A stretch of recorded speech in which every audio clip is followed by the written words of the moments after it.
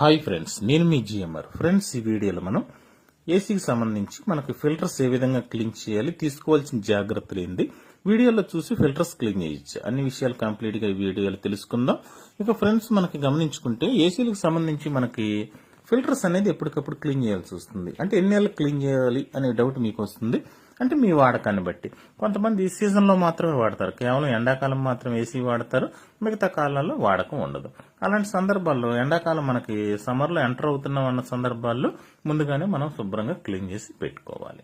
మరి వీడియోలో చూసి క్లీన్ చేసి పెట్టచ్చా? ఈ వీడియో విషయానికి వస్తే మనకి చేసుకోవచ్చు, కొన్ని జాగ్రత్తలు తీసుకుంటూ ఎవరైనా క్లీన్ చేసుకోవచ్చు. అది కూడా ఈ వీడియోలో చెప్పే ప్రయత్నం చేస్తాను.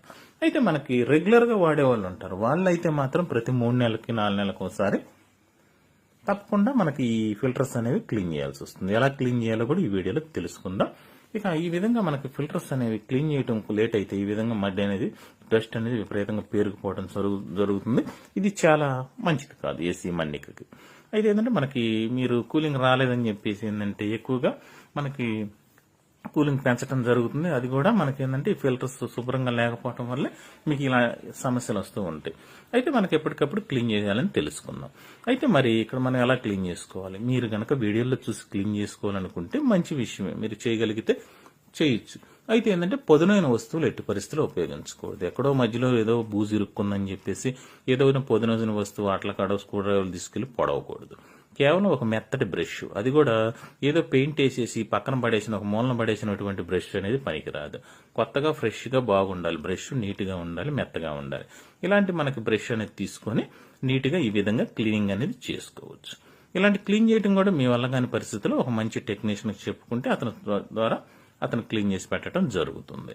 అయితే మనం ఇక్కడ గమనించుకోవాల్సిన విషయం ఏంటంటే ఏసీని అనేది మనం క్లీన్ చేసుకోవడం చాలా సునాయాసంగా క్లీన్ చేసుకోవచ్చు. అయితే ఏంటంటే ఇక్కడ మనం కొన్ని జాగ్రత్తలు, అందులో ముఖ్యంగా మనకు తీసుకోవాల్సిన జాగ్రత్తలు ఏంటంటే క్లీన్ చేసేటప్పుడు మనకి ఒక మాస్క్ అనేది కూడా మీరు పెట్టుకోండి. ఎందుకంటే మనకి క్లీన్ చేసే సమయాల్లో మీకు డస్ట్ ఎలర్జీ కనుక ఉంటే ఇబ్బంది పడతారు. అలాంటి సందర్భాల్లో ఏంటంటే ఒక మాస్క్ అనేది పెట్టుకొని ఈ విధంగా అతి సునాయాసంగా క్లీనింగ్ అనేది చేసుకోవచ్చు. అయితే ఇక్కడ క్లీన్ చేసేటప్పుడు కూడా చెప్పాను కదా, ఒక మెత్తటి బ్రష్ ద్వారా, అంటే పెయింట్ బ్రష్ అని అనమాట, కొత్త బ్రష్ అనమాట, తీసుకొని ఈ విధంగా మనం క్లీన్ చేసుకుంటే సరిపోతుంది. అయితే విపరీతంగా మనకి ఎందుకు పెరిగిపోతుందంటే మన క్లీనింగ్ టైం అనేది, మనం రెగ్యులర్గా ఏసీ వాడే వాళ్ళు అయితే ఏంటంటే మీ ఉండే ఏరియా ప్రాంతం, అక్కడ ఉండే డస్ట్ పరిస్థితిని బట్టి కూడా 3 నెలలకు 2 నెలలకు కూడా క్లీన్ చేయాల్సి వస్తుంది. లేదంటే మాది డస్ట్ ప్రాంతం కాదు, మా వాడకం తక్కువ అంటే, కొంతమంది చెప్పాను కదా ఎండాకాలం మాత్రమే వాడే పరిస్థితి అయితే ఎంట్రన్స్ లో మనకి ఎండాకాలంలోకి ఎంటర్ అవుతున్నాం అనగానే మనం వాడకం మొదలైంది కదా, అప్పుడు క్లీన్ చేసి రెడీగా